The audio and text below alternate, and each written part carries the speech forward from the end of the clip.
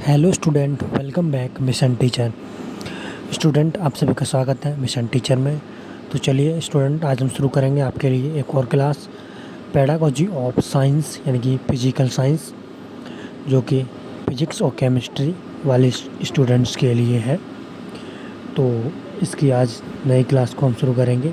बाकी पुरानी क्लासेस को आप हमारी रिवीजन करते रहें रेगुलरली, और अगर पीडीएफ लेना चाहते हैं तो Telegram channel the mission teacher को ज्वाइन करें, वहाँ से आप पीडीएफ प्राप्त कर सकते हैं।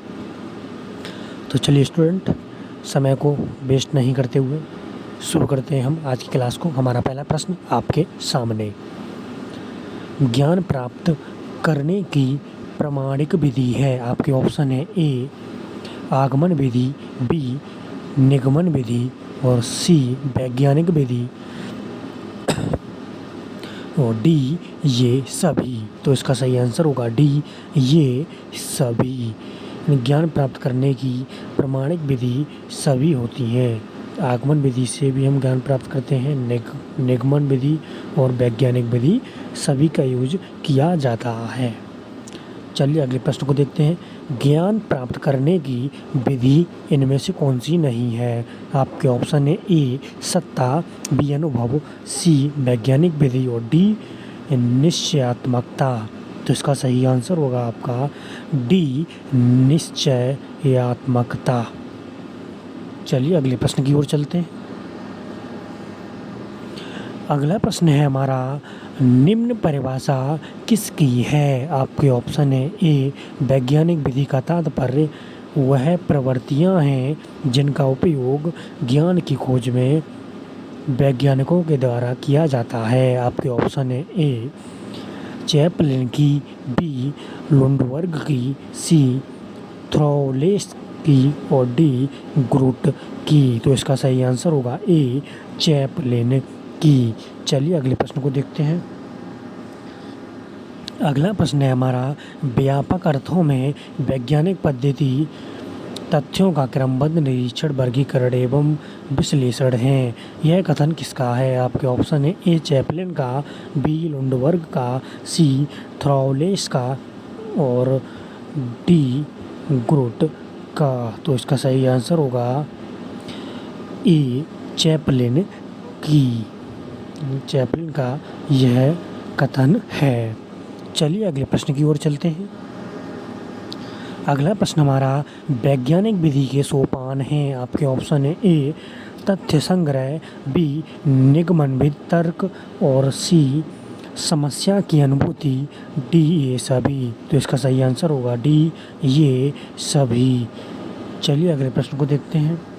वैज्ञानिक विधि की विशेषता नहीं है। आपके ऑप्शन है ए व्यवस्थापन, बी वस्तुनिष्ठता और सी विश्वसनीयता और डी उप परिकल्पना का विधि। तो इसका सही आंसर होगा सी विश्वसनीयता।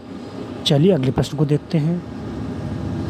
विधि शिक्षक का भी शिक्षक है, यह कथन किससे संबंधित है। आपके ऑप्शन है ए टेलीरेंड से, बी बीओ स्मिथ से, सी ब्राउडी से और डी इनमें से कोई नहीं। तो इसका सही आंसर होगा ए टेलीरेंड से। चलिए अगले प्रश्न की ओर देखते हैं। हमारा अगला प्रश्न, विज्ञान शिक्षण की वह कौन सी विधि है जो छात्रों को करके सीखने पर बल देती है। आपके ऑप्शन है ए व्याख्यान विधि, बी निगमन विधि, सी प्रयोगशाला विधि और डी इनमें से कोई नहीं। तो इसका सही आंसर होगा सी प्रयोगशाला विधि। चलिए अगले प्रश्न को देखते हैं। विज्ञान शिक्षण की विधि है। आपके ऑप्शन है ए व्याख्यान विधि, सी प्रदर्शन विधि और बी प्रदर्शन विधि और सी प्रयोगशाला विधि और डी ये सभी। तो इसका सही आंसर होगा आपका डी ये सभी। चलिए अगले प्रश्न को देखते हैं। अगला प्रश्न है हमारा, निम्न में से वह कौन सी विधि है जिसमें छात्र श्रोता मात्र ही होता है। आपके ऑप्शन है ए व्याख्यान विधि, बी प्रश्नोत्तर विधि, सी परियोजना विधि और डी इनमें से कोई नहीं। तो इसका सही आंसर होगा ए व्याख्यान विधि। चलिए अगले प्रश्न को देखते हैं। समस्या समाधान के चरण हैं। आपके ऑप्शन है ए समस्या का चरण, बी तथ्यों का एकत्रीकरण और सी तथ्यों का विश्लेषण, डी ये सभी। तो इसका सही आंसर होगा डी ये सभी। अगले प्रश्न को देखते हैं। निम्न में किस विधि का उपयोग भौतिक विज्ञान के शिक्षण में मुख्य रूप से होता है? आपके ऑप्शन है ए निगमन विधि, बी आगमन विधि और सी प्रश्नोत्तर विधि, डी इनमें से कोई नहीं। तो इसका सही आंसर होगा ए निगमन विधि। चलिए अगले प्रश्न को देखते हैं। शिक्षण की सबसे प्राचीन और सबसे अधिक प्रचलित विधि है। आपके ऑप्शन है ए प्रदर्शन विधि, बी भाषण या व्याख्यान विधि, सी समस्या समाधान विधि, डी इनमें से कोई नहीं। तो इसका सही आंसर होगा बी भाषण या व्याख्यान विधि। अगले प्रश्न को देखते हैं। निम्न में कौन सी विधि छात्रों को रटने की आदत प्रदान करती है?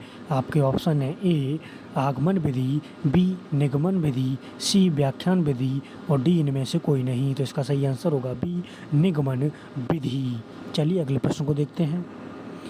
प्रदर्शन विधि का आधार निम्न में से है। आपके ऑप्शन है ए मनोवैज्ञानिक, बी सामाजिक, सी सांसारिक और डी इनमें से कोई नहीं। तो इसका सही आंसर होगा ए मनोवैज्ञानिक, यानी प्रदर्शन विधि का आधार मनोवैज्ञानिक है। अगले प्रश्न को देखते हैं। विचारों का पृथक्करण एवं सामान्यीकरण नींव नहीं है बल्कि अंतिम उपज है, यह कथन किसका है? आपके ऑप्शन है ए सिकनर का, बी प्रोफेसर आर्मस्ट्रॉन्ग का, सी प्रोफेसर यंग का और डी ब्राउडी से। तो इसका सही आंसर होगा सी प्रोफेसर यंग का। चलिए अगले प्रश्न को देखते हैं। समस्या समाधान एक ऐसी रूपरेखा है जिसमें सृजनात्मक चिंतन तथा तर्क होते हैं, यह कथन किसका है? आपके ऑप्शन है टेलीरेंट का, बी ओ स्मिथ का, सी सिकनर का और डी इनमें से कोई नहीं। तो इसका सही आंसर होगा सी सिकनर का। चलिए अगले प्रश्न को देखते हैं। अन्वेषण विधि वह विधि है जिसमें हम छात्र को अन्वेषक की स्थिति में रखते हैं, यह कहा है? आपके ऑप्शन है ए सिकनर ने, बी प्रोफेसर आर्मस्ट्रॉन्ग ने और सी अरस्तु ने, डी इनमें से कोई नहीं। तो इसका सही आंसर होगा बी प्रोफेसर आर्मस्ट्रॉन्ग ने। चलिए अगले प्रश्न को देखते हैं। प्रदर्शन विधि का गुण नहीं है। आपके ऑप्शन है ए इस विधि का आधार मनोवैज्ञानिक है, बी तुलनात्मक दृष्टि से कम खर्चीली है, सी छात्रों में तार्किक शक्ति का विकास होता है और डी यह अध्यापक पर निर्भर नहीं करती है। तो आपका डी ऑप्शन सही हो जाएगा, यह अध्यापक पर निर्भर नहीं करती है। अगले प्रश्न को देखते हैं।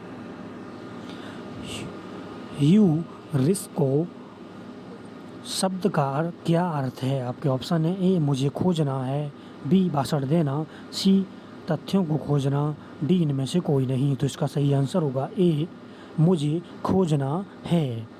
चलिए अगले प्रश्न को देखते हैं। हमारा अगला प्रश्न आपके सामने। अगला प्रश्न हमारा ह्यूरिस्टिक विधि की उत्पत्ति किस भाषा में हुई? आपके ऑप्शन है ए यूनानी से, बी ग्रीक से, सी अरबी से और डी इनमें से कोई नहीं। तो इसका सही आंसर होगा आपका बी ग्रीक भाषा से ह्यूरिस्टिक विधि की उत्पत्ति हुई है। अगले प्रश्न को देखते हैं। व्याख्यान विधि के गुण हैं। आपके ऑप्शन है ए समय की बचत, बी सुविधाजनक, सी आर्थिक दृष्टि से उपयोगी और डी ये सभी। तो इसका सही आंसर होगा डी ये सभी। अगले प्रश्न को देखते हैं। परियोजना विधि किस पर आधारित होती है? आपके ऑप्शन है ए यथार्थता के सिद्धांत पर, बी अनुभव के सिद्धांत पर, सी सहकारिता के सिद्धांत पर और डी इन सभी पर। तो इसका सही आंसर होगा डी इन सभी पर। अगले प्रश्न को देखते हैं। अब व्याख्यान प्रदर्शन विधि की विशेषताएं हैं। आपके ऑप्शन है ए इस विधि में विद्यार्थी विशेष रुचि लेते हैं, बी यह विधि सस्ती होती है, सी यह विधि मनोवैज्ञानिक पर आधारित है और डी उपरोक्त सभी। तो इसका सही आंसर आपका रहेगा डी उपर्युक्त सभी। ये सारी विशेषताएं व्याख्यान प्रदर्शन विधि की होती हैं। अगले प्रश्न की ओर बढ़ते हैं। प्रयोजना विधि का चरण नहीं है। आपके ऑप्शन है ए परिस्थिति प्रदान करना, बी योजना बनाना, सी भाषण देना, डी इनमें से कोई नहीं। तो इसका सही आंसर होगा सी भाषण देना। अगले प्रश्न को देखते हैं हम लोग। प्रोजेक्ट यथार्थ जीवन का वह भाग है जो विद्यालय में प्रदान किया जाता है। यह कथन है। आपके ऑप्शन है ए वेलर्ड का, बी पार्कर का, सी बी ओ स्मिथ का, डी इनमें से कोई नहीं। तो इसका सही आंसर होगा ए वेलर्ड का। चलिए अगले प्रश्न की ओर देखते हैं। टोली शिक्षण की विशेषता नहीं है। आपके ऑप्शन है ए यह एक शिक्षण विधि है, बी यह विधि सहयोग की भावना पर निर्भर करती है, सी यह एक जटिल विधि है, डी उपर्युक्त से कोई नहीं। तो इसका सही आंसर होगा सी यह एक जटिल विधि है। चलिए अगले प्रश्न को देखते हैं। ब्रिटिश शिक्षाविद किस शब्द का प्रयोग करना ज़्यादा पसंद करते हैं। ए अविक्रम सीखना, बी अविक्रमित अनुदेशन, सी ए और बी दोनों, डी इनमें से कोई नहीं। तो इसका सही आंसर होगा ए अविक्रमित सीखना। चलिए अगला प्रश्न देखते हैं। सूक्ष्म शिक्षण का विकास किया गया था। आपके ऑप्शन है ए एलन के द्वारा, बी सिकनर के द्वारा, सी अरस्तु के द्वारा, डी इनमें से कोई नहीं। तो इसका सही आंसर होगा ए एलन के द्वारा। अगले प्रश्न को देखते हैं। वर्तमान में प्रचलित अविक्रमिक अनुदेशन है। आपके ऑप्शन है ए ये रेखीय अथवा वह अविक्रमित अनुदेशन, बी कंप्यूटर सह अविक्रमित अनुदेशन, और सी साखी अथवा अवरोही श्रृंखला अनुदेशन, और डी उपर्युक्त सभी। तो इसका सही आंसर होगा डी उपर्युक्त सभी।